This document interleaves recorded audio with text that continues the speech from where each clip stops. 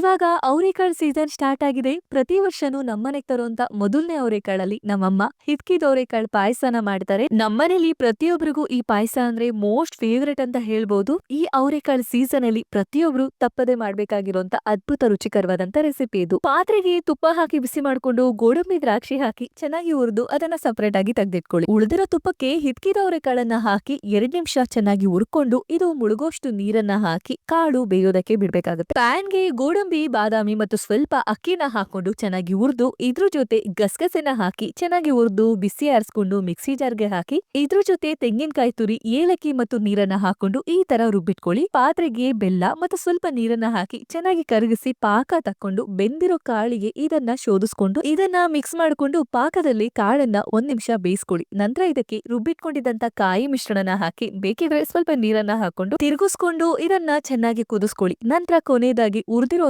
ಗೋಡಂಬಿ ಮತ್ತು ದ್ರಾಕ್ಷಿನ ಹಾಕಿ ಮಿಕ್ಸ್ ಮಾಡ್ಕೊಂಡ್ರೆ ಸೀಸನಲ್ ಸ್ಪೆಷಲ್ ಅದ್ಭುತ ರುಚಿಕರವಾದಂತ ಹಿತ್ಕಿದ ಅವರೆಕಾಳು ಪಾಯಸ ತಯಾರಾಗುತ್ತೆ. ಅವರೆಕಾಳು ಸೀಸನ್ ಅಲ್ಲಿ ಪ್ರತಿಯೊಬ್ರು ತಪ್ಪದೆ ಮಾಡ್ಬೇಕಾಗಿರುವಂತ ಅದ್ಭುತ ರುಚಿಕರವಾದಂತ ರೆಸಿಪಿ ಅಂತ ಹೇಳ್ಬೋದು. ಟ್ರೈ ಮಾಡಿ ನೋಡಿ.